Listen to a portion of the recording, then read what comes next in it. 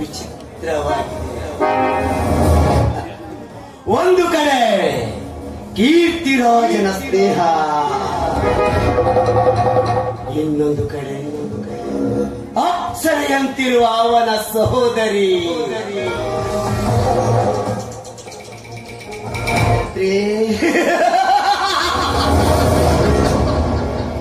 ಬ್ರಹ್ಮನ ಸೃಷ್ಟಿಯ ಅಪರೂಪದ ಕುಂಚದ ಕಲೆಯನ್ನು ನಿನ್ನ ಸೌಂದರ್ಯ ಕಂಡಾಗ ಮೂಗನ ಬಾಯಲ್ಲಿಯೂ ಪದಗಳು ಹೊರ ಬರುವಂತೆ ಆ ಬ್ರಹ್ಮ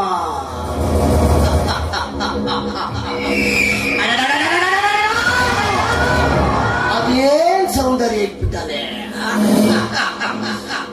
ಕನ್ರಾಜ್, ಇವಳನ್ನೇ ನನ್ನ ಪ್ರೇಯಸಿಯನ್ನಾಗಿ ಮಾಡಿಕೊಂಡು ನಿನ್ನ ಮನೆಯೊಳಗೆ ಪ್ರವೇಶಿಸುವೆ. ಹೆಣ್ಣಿಗೆ ಸೋಲದ ವ್ಯಕ್ತಿ ಇಲ್ಲೆನ್ನುವ ಹಾಗೆ ನಿನ್ನ ಮಕ್ಕಳ ಕೈಯಲ್ಲಿ ವಿಷದ ಬೀಜವಿತ್ತೆ. ಅವರಿಂದಲೇ ನಿನ್ನ ಸಂಸಾರ ಬೀದಿಗೆ ತರುವೆ.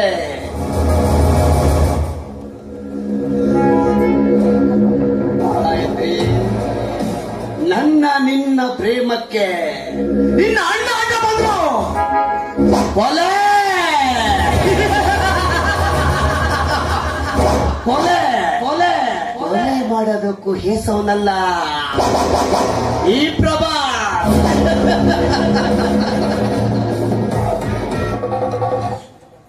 ಬರ್ತೀನಿ ಗಾಯತ್ರಿ, ಬರ್ತೀನಿ. ನಿನ್ನ ಜೊತೆ ಪ್ರೇಮದ ನಾಟಕ.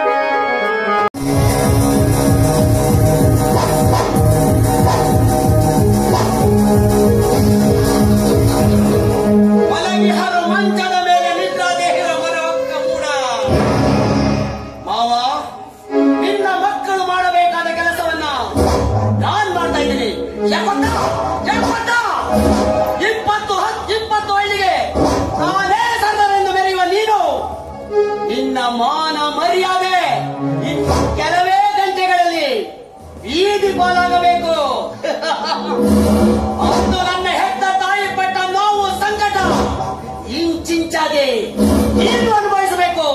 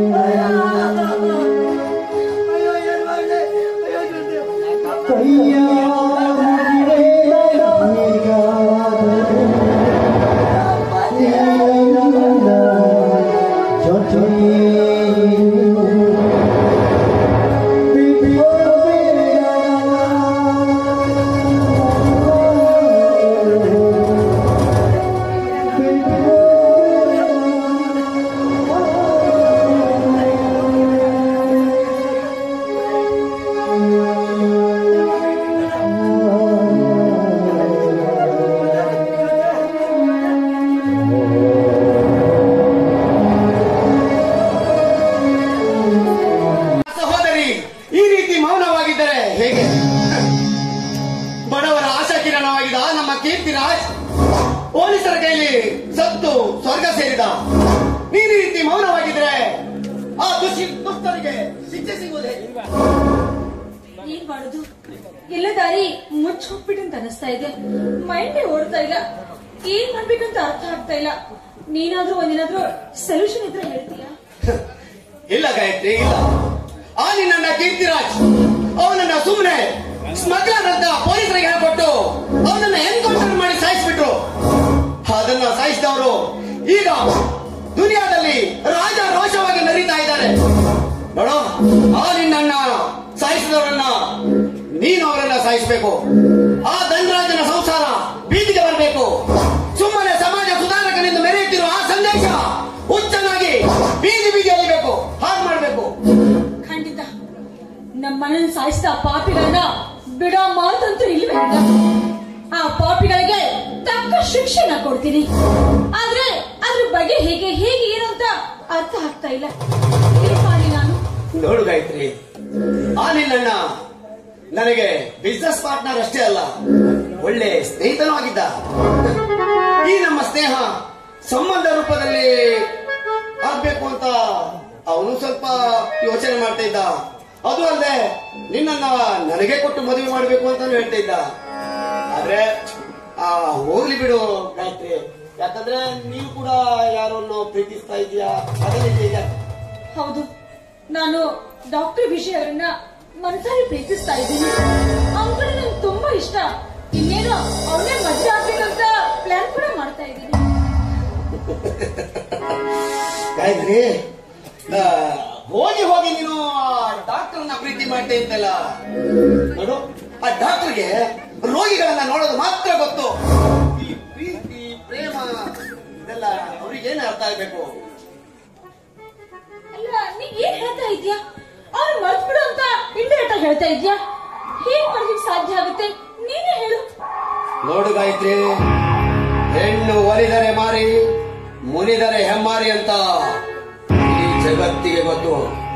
ನೀನ್ ನನ್ನ ಜೊತೆ ಕೈ ಜೋಡಿಸಿದ್ರೆ ಆ ಧನರಾಜನ ಸಂಸಾರ ಬೀದಿಗೆ ಬರೋದ್ರಲ್ಲಿ ಸಂದೇಹವಿಲ್ಲ. ನೋಡು, ಒಂದು ಕ್ಷಣ, ಒಂದೇ ಒಂದು ಕ್ಷಣ ಅವನನ್ನ ನಿನ್ ತಲೆಯಿಂದ ತೆಗೆದುಬಿಡು. ನಾನಿದ್ದೀನಿ, ನಾನು ನಿನಗೆ ಸಾಥ್ ಕೊಡ್ತೀನಿ. ಆ ನಿನ್ನ ಅಣ್ಣನ ಸಾಹಿತ್ಯವನ್ನ ಸುಮ್ಮನೆ ಬಿಡಬಾರ್ದು. ನಿಜ, ಪ್ರೀತಿಗಿಂತ ಸೇಡು ಮುಖ್ಯ. ನಮ್ಮ ಮನೆ ಯಾರು ಸಾಯಿಸಿದಾರೋ ಅವರನ್ನ ಚಿತ್ರ ವಿಚಿತ್ರವಾಗಿ ಸಾಯಿಸೋದೆ ಗುರಿ. ಆಗ ನಮ್ಮ ಆತ್ಮಕ್ಕೆ ಶಾಂತಿ ಸಿಗುತ್ತೆ. ಸೇಡಿಗೋಸ್ಕರ ಪ್ರೀತಿಯ ಬಲಿ ಕೊಟ್ಟರು ಪರವಾಗಿಲ್ಲ, ಸೇಡು ಮುಖ್ಯ. ಹಾಗಿದ್ರೆ ನಾನು ಏನ್ ಮಾಡ್ಲೀಗ? ನನಗೂ ಕೂಡ ನಿನ್ ಮೇಲೆ ಯಾವತ್ತೋ ಪ್ರೀತಿ ಇದೆ. ನೀನೊಪ್ಪಿದ್ರೆ ನಾನು ನಿನ್ನ ಕೈ ಇಡ್ತೀನಿ. ಹಾಗೆ ನಾವಿಬ್ಬರು ಸೇರಿ ಆ ಧನರಾಜನ ಸಂಸಾರವನ್ನ ಬೀದಿಗೆ ತರೋಣ. ಏನಂತೀಯ? ಪ್ಲಾನ್ ಏನು ತುಂಬಾ ಚೆನ್ನಾಗಿದೆ. ಆದ್ರೆ ನೀವು ಕೊನೆವರೆಗೂ ನನ್ ಕೈ ಬಿಡೋದಿಲ್ಲ ತಾನೆ? ಗಾಯತ್ರಿ, ಈ ಪ್ರಭಾತ್ ಮನ್ಸ್ ಮಾಡಿದ್ರೆ ಏನು ಆಗಲ್ಲ. ಇವನು ಒಂದ್ಸಲ ಮಾತು ಕೊಟ್ರೆ ಮುಗೀತು. ಯಾವತ್ತಿದ್ರು ನನ್ನವಳು. ಹಾಗಿದ್ರೆ ಭಾಷೆ ಕೊಡಿ. ಹಾಗಿದ್ರೆ ಇವತ್ತಿಂದ ಆ ವಿಜಯನ್ಗೆ ಗೇಟ್ ಪಾಸ್. ಇನ್ಮೇಲೆ ನಾವಿಬ್ರು ಸೇರ್ಕೊಂಡು ನಮ್ಮನ್ನ ಯಾರು ಕೊಲೆ ಮಾಡಿದಲ್ಲ ಆ ಪಾಪಿಗಳಿಗೆ ತಕ್ಕ ಶಿಕ್ಷೆನ ಕೊಡ್ತೀನಿ. ಸೇಡನ್ನ ತೀರಿಸ್ಕೊಡ್ತೀನಿ. ಈ ಮಾತ್ರ ನನ್ ಮರಿಬಾರ್ದು. ಖಂಡಿತ ಬಿಡಲ್ಲ.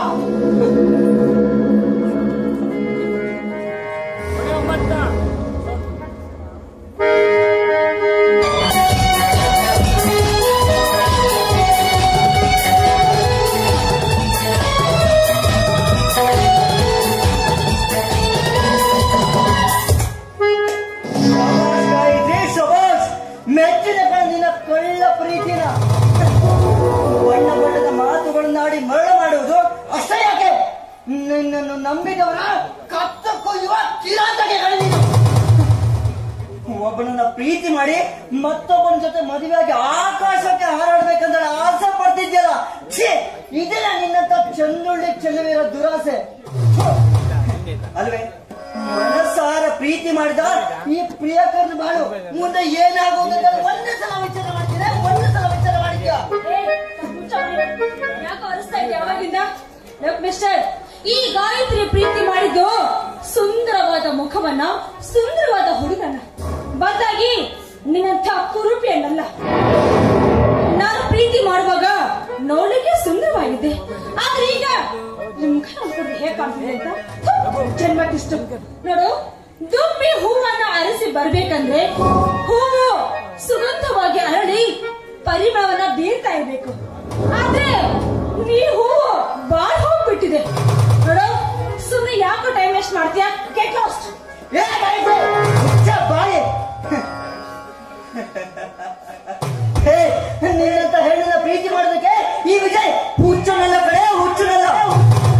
ಪವಿತ್ರವಾದ ನನ್ನ ಪ್ರೀತಿ ಪ್ರೇಮಕ್ಕೆ ಕೊಳ್ಳಿ ಇಟ್ಬಿಟ್ಟಲೆ, ಕೊಳ್ಳಿ ಇಟ್ಟಲೆ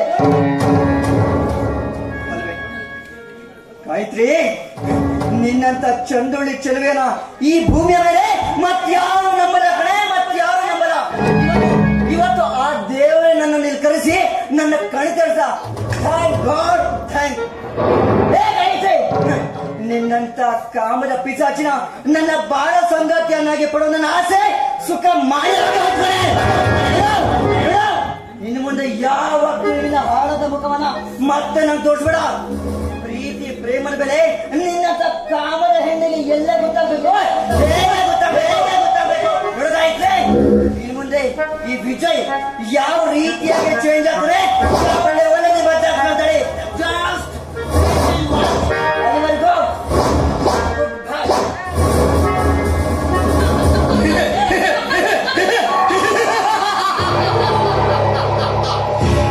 ಗಾಯತ್ರಿ, ನಮಗೆ ಅಡ್ಡವಾಗಿದ್ದ ಒಂದು ಪೀಡೆ ಹೋಯ್ತು. ಈಗ ನಮ್ಮ ಮುಂದಿನ ಮನೆ ಧನರಾಜನ ಮನೆ.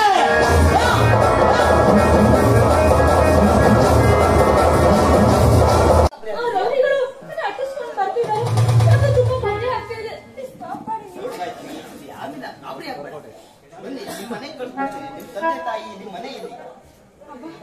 ನೀವು ಬಂದು ನೋಡ್ಕೊಂಡು ಅವ್ರ ಎದುರು ಓಡೋದ್ರೆ ಗೊತ್ತಿಲ್ಲ. ನೋಡಿ, ನಾನೊಬ್ಳು ದಿಕ್ಕಿದ್ದೇನೋ ಅನಾಥೆ, ಅಪ್ಪ ಅಮ್ಮ ಯಾರು ಇಲ್ಲ. ಒಟ್ಟಲ್ಲಿ ಆ ಪಾಪಿಕೆಯಿಂದ ಪಾರು ಮಾಡಿದ್ರಲ್ಲ, ನನ್ನ ದೇವರು ನೀವೇ ಸದ್ಯಕ್ಕೆ.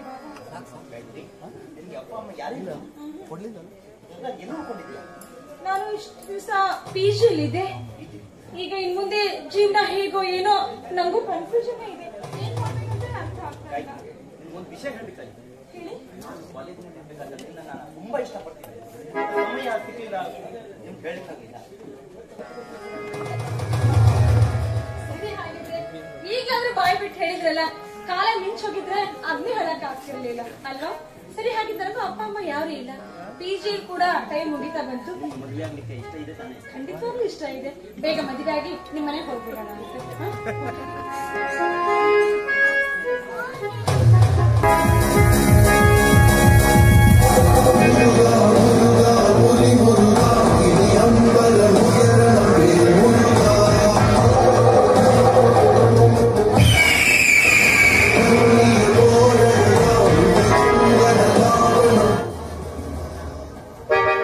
ನಾನು ಬಂದ ಸಮಯ ಸರಿಯಾಗೇ ಇದೆ.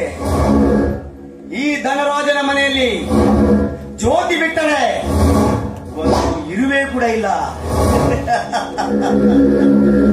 ಇದೇ ಸರಿಯಾದ ಸಮಯ. ಸಾಗರನ ಮುದ್ದು ಮಡದಿ ಜ್ಯೋತಿ ಈ ಪ್ರಭಾತ ಹೀರುವ ದುಂಬಿ.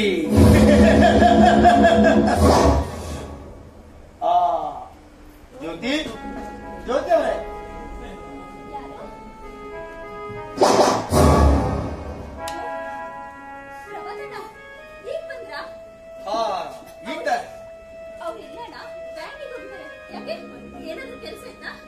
ಕೆಲಸ ಏನಿಲ್ಲ. ನಾನ್ ಸ್ವಲ್ಪ ದೇವಸ್ಥಾನಕ್ಕೆ ಹೋಗಿದ್ದೆ, ಹಾಗೆ ಪ್ರಸಾದ ತಗೊಂಡು ಬಂದಿದ್ದೆ, ತಮಗೆ ಕೊಟ್ಟು ಹೋಗೋಣ ಅಂತ ಬಂದಿದ್ದೆ.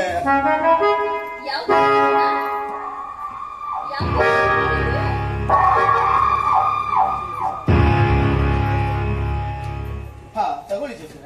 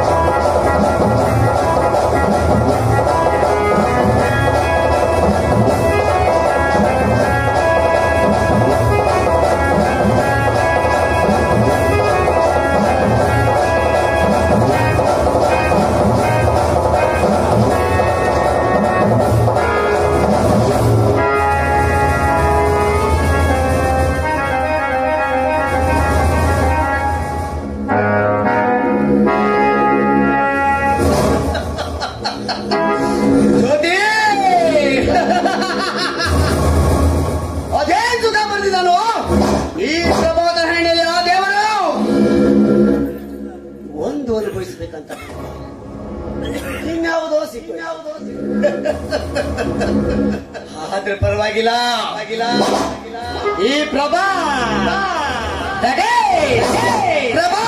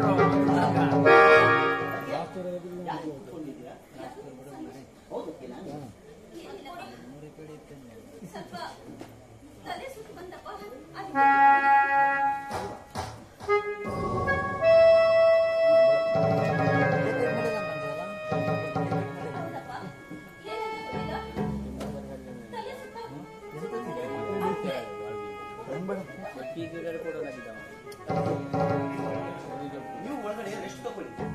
ಇವತ್ತಿಂದ ಗಾಯತ್ರಿ ಅಡಿಗೆ ಮಾಡ್ತಾರೆ. ಹೌದು, ನೀವೇ ಮಾಡ್ತಾರೆ.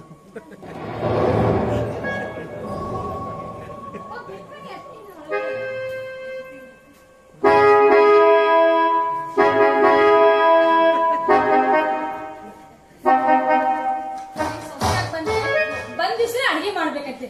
ಯಾವ ಕರ್ಮ ಇದು?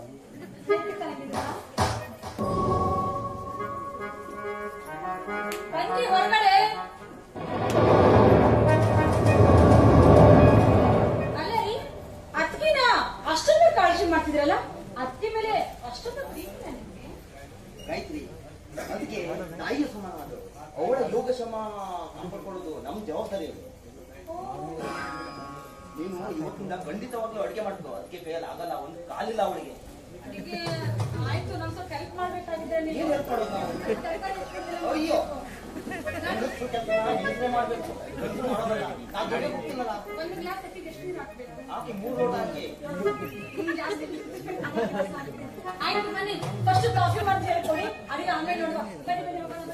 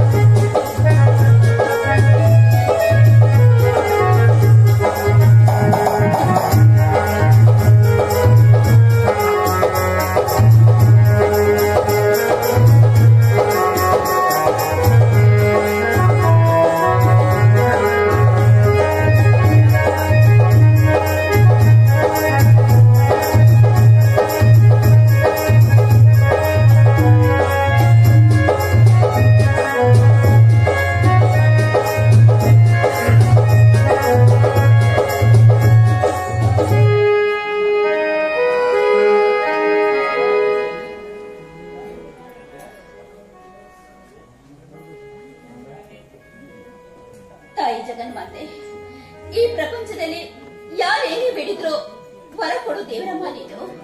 ಹಾಗೆ ಎಲ್ಲರ ಮನಸ್ಸಲ್ಲೂ ನೀನು ನೆಲೆಸಿದ್ಯಾ ತಾಯಿ. ನನಗೆ ಶ್ರೀರಾಮನಂತ ಗಂಡ, ಲಕ್ಷ್ಮಣನಂತ ಮೈದುನ, ಮೈದಿನಿ ಅಂತ ತಂಗಿ. ಎಂತ ಪುಣ್ಯ ಮಾಡಿದ್ದೀನಮ್ಮ ನಾನು, ಎಂತ ಪುಣ್ಯ ಮಾಡಿದ್ದೀನಿ.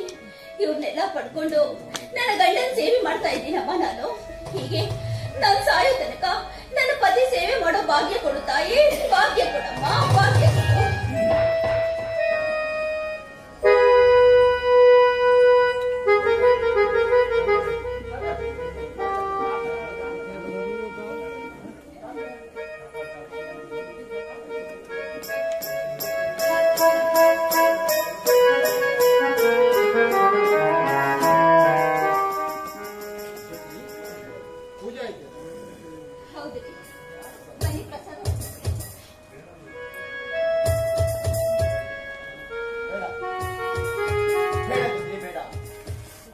ಪ್ರತಿ ಸಾಲ ನೀವು ಕಾಲಿಗೆ ಇದು ಕೈ ಮುಗಿಬೇಕಂತ ಎಲ್ಲಿಯೂ ಯಾವ ಭಗವಂತನೂ ಹೇಳಿಲ್ಲ. ಆ ಮನಸ್ಸು, ಆ ಮನಸ್ಥಿತಿ ನಿಮ್ಮಲ್ಲಿ ಇದ್ದರೆ ಸಾಲ. ಜೊತೆ ನೀನು ಮಾಡುವ ಈ ಪೂಜೆ ಪುರಸ್ಕಾರಗಳಿಂದಲೇ ಈ ನಮ್ಮ ಮನೆ ಪಾವನವಾಯಿತು. ನೀನೇ ಈ ಮನೆಯ ಮಹಾಲಕ್ಷ್ಮಿ ಇದ್ದ ಹಾಗೆ. ನನ್ನೊಂದಿಗೆ ಎಂದೆಂದಿಗೂ ನೀನು ನಗುನಗುತ್ತಾ ಇರಬೇಕು, ಅದೇ ನನ್ನ ಆಸೆ. ಸಾಕುರಿ ನನ್ನ ಹೋಗ್ಲಿದ್ದು. ನೋಡಿ, ಮೊದಲು ಬನ್ನಿ, ಸ್ನಾನ ಮಾಡಿ ದೇವ್ರ ಪ್ರಸಾದ ತಗೊಂಡು ಟಿಫನ್ ಮಾಡಿ ಅಂತೆ ಬನ್ನಿ.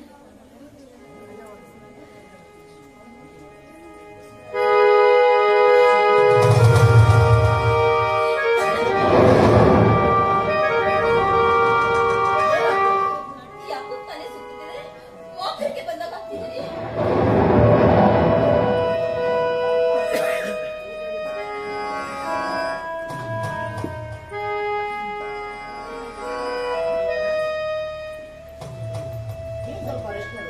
ಅದೇ ಯಾವತ್ ಹೇಳಿದ್ರು ಒಂದು ಮಾತು ಕೇಳೋದಿಲ್ಲ. ಬೆಳಗ್ಗೆ ಹೇಳೋದು ಮನೆ ಕೆಲಸ ಅಂತ, ಯಾವತ್ ನೋಡಿದ್ರು ಒಂದೇ ಗೋಳು. ನೋಡಿದ್ರೆ ಈಗ ನಿನ್ನ ಆರೋಗ್ಯ ಪರಿಸ್ಥಿತಿ ಹೇಗೆ ಅಂತ. ಒಂದ್ ನಿಮಿಷ.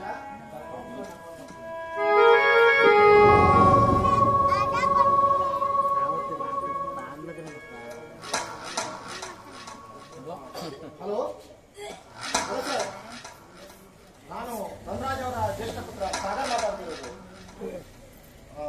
ಸರ್, ಏನಿಲ್ಲ, ನನ್ನ ಹೆಂಡತಿಯವರಿಗೆ ಸ್ವಲ್ಪ ತಲೆ ಸಿಗ್ತಾ ಇದೆ. ಹಾಗೆ ಒಂದೆರಡು ಸಾರಿ ವಾಂತಿನೂ ಮಾಡಿದ್ರು. ಅದೇ ಸರ್, ಸ್ವಲ್ಪ ಬೇಗ ಬರ್ತೀವಿ ಸರ್, ಪ್ಲೀಸ್ ಪ್ಲೀಸ್ ಸರ್. ಹಾ, ಓಕೆ ಸರ್.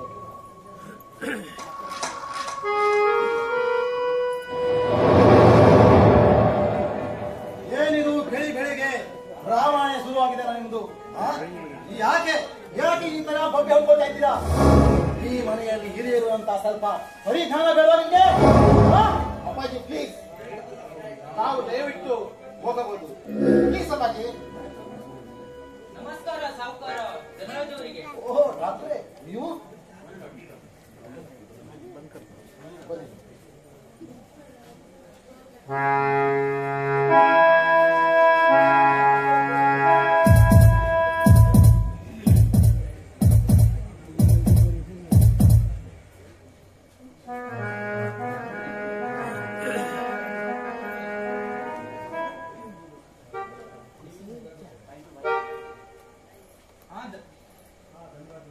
ಧನರಾಜ್ ಅವರೇ, ನೀವೇನು ಭಯಪಡಬೇಕು.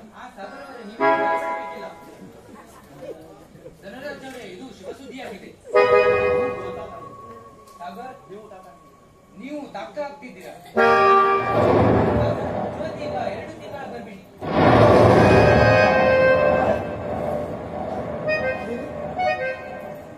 ನನ್ನ ಜೊತೆ ಗರ್ಭಿಣಿನ ಏನೋ ಸುಳ್ಳು ಮಾತಾಡ್ತಾ ಇದ್ದೀರಾ. ನೀವು ಸುಳ್ಳು ಮಾತಾಡ್ತಾ ಇದ್ದೀರಾ ಡಾಕ್ಟರ್, ನೀವು ಸುಳ್ಳು ಮಾತಾಡ್ತಾ ಇದ್ದೀರಾ. ಸಾಗರ್, ಸುಳ್ಳು ಹೇಳಿ ನನಗೆ ಯಾವ ಲಾಭವಿದೆ? ನೀವೇ ಹೇಳು. ಇದ್ದ ವಿಷಯವನ್ನೇ ಹೇಳ್ತಿದ್ದೇನಪ್ಪ. ಇದರಿಂದ ನನಗೆ ಯಾವ ಲಾಭವಿದೆ?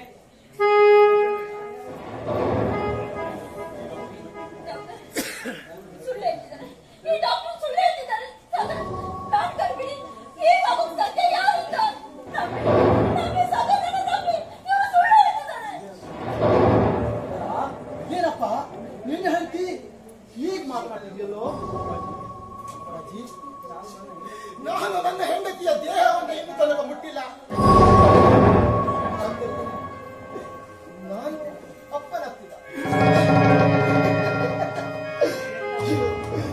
ಎಂತ ಸಂತೋಷದ ವಿಷಯ ಅಲ್ವಾ ಕೈಯಾಳೆ ನನ್ನನ್ನ ಪ್ರಾಣಕ್ಕಿಂತ ಹೆಚ್ಚಾಗಿ ಪ್ರೀತಿಸ್ತಾನೆ. ಆದ್ರೆ ನೀನು ಈ ರೀತಿ ನನ್ನ ಮೋಸ ಮಟ್ಟಿಯತ್ತ ಖಂಡಿತ ನಾನು ಖಂಡಿತ ಭಾವಿಸುತ್ತಿಲ್ಲ. ನೋಡು, ಹೂವಿನ ಮಾಲೆಯಂತ ಕೈಯಲ್ಲಿ ಹಿಡಿದು ಹೋದ್ರೆ ಮುಳ್ಳಾಗಿ ಚುಚ್ಚಿದೆಯಾ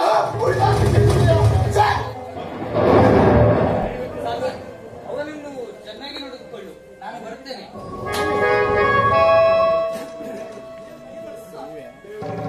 ದಯವಿಟ್ಟು ನನ್ನ ನಂಬಿ. ಈ ಕೃತ್ಯ ಹೇಗೆ ನಡೀತದೆ ನನಗೆ ಗೊತ್ತಿಲ್ಲ. ನಿಮ್ಮ ಅಂದಂಗೆ ಅದನ್ನ ನಂಬಿ, ಕಾಲು ಹಿಡಿದಿಗೆ ನಂಬಿ. ಈ ನಿನ್ನ ಮಾತು ಜೊತೆ ಈ ಚಿಕ್ಕ ಮಗು ಕೂಡ ಒಪ್ಪಲಾರದು. ಯಾವ ಮೂರ್ಖನು ನಿನ್ನ ಮಾತನ್ನ ಕೇಳಿ ಹುಚ್ಚನಾಗಲಾರ. ನೀರಿಲ್ಲದೆ ಸಸಿ ಬೆಳೆಯಲು ಸಾಧ್ಯವಾ? ಬೆಂಕಿಲ್ಲದೆ ಹೊಗೆಯಾಡಲು ಸಾಧ್ಯನಾ? ಹಾಗೆ ಈ ನಿನ್ನ ದೇಹಕ್ಕೆ ಪುರುಷನ ಸ್ಪರ್ಶವಿಲ್ಲದೆ ನಿನ್ನ ಹೊಟ್ಟೆಯಲ್ಲಿ ಮಗು ಬೆಳೆಯಲು ಸಾಧ್ಯನಾ? ಇಲ್ಲ, ನಾನು ಹೇಳುತ್ತ ನಂಬಿ. ಇದು ನಡೆಯೋಕ್ಕಾದ್ರೂ ಹೇಗೆ ಸಾಧ್ಯ? ದಯವಿಟ್ಟು ಈ ಅರ್ಧಾಂಗಿನ ನಂಬಿ ನನ್ನ ಕೈ ಬಿಡಬೇಡಿ. ಹೊತ್ತು ಬಾಯಿ ಬಜಾರಿ ಹೆಣ್ಣೆ. ಅದೇ ಮುಂಚೆ ಹೊಟ್ಟೆಯಲ್ಲಿ ಪಾಪದ ಪಿಂಡ ಹೊತ್ಕೊಂಡು ನಿಂತಿದೆಯಲ್ಲ, ನನ್ನ ಮಗನನ್ನ ಬುಟ್ಟಿ ಹಾಕೊಂಡು ಇಂಥ ಹೇಕತೆ ಮಾಡ್ಲಿಕ್ಕೆ ನಿಮಗೆ ನಾನು ಸಾಗರ ಇಂದ ಹಾಲ ನನ್ನ ಮಾತು ಕೇಳಿದ್ಯಾ ನೀನು? ಈಗ ಪಶ್ಚಾತ್ತಾಪ ಪಡ್ಕೊಂಡು ಏನ್ ಮಾಡ್ತೀವ? ಇದೇ ಕೊನೆ, ಈ ಕ್ಷಣವೇ ಹೌದಪ್ಪ, ಹೌದು. ಅಂದು ನಾನು ನಿಮ್ಮ ಮಾತನ್ನ ಕೇಳಿದ್ರೆ ಇವತ್ತು ನನಗೆ ಈ ಪರಿಸ್ಥಿತಿ ಬರುತ್ತಿರ್ಲಿಲ್ಲ. ನಿನ್ನಂತ ಹೊಲಸ ಹೆಣ್ಣು ನನ್ನ ಜನ್ಮದಲ್ಲಿಯೇ ನೋಡಿಲ್ಲ. ನಿನ್ನನ್ನ ಪ್ರೀತಿಸಿ ಮದುವೆ ಆಗಿದ್ದಕ್ಕೆ ನೀನು ನನಗೆ ಕೊಟ್ಟಂತಹ ಶಿಕ್ಷೆ ಇದೇನಾ?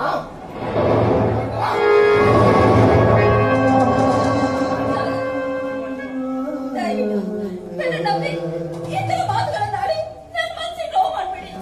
ದಯವಿಟ್ಟು ನನ್ನ ನಂಬಿ ಕಾಲೇ ಬೀಳ್ತೀನಿ.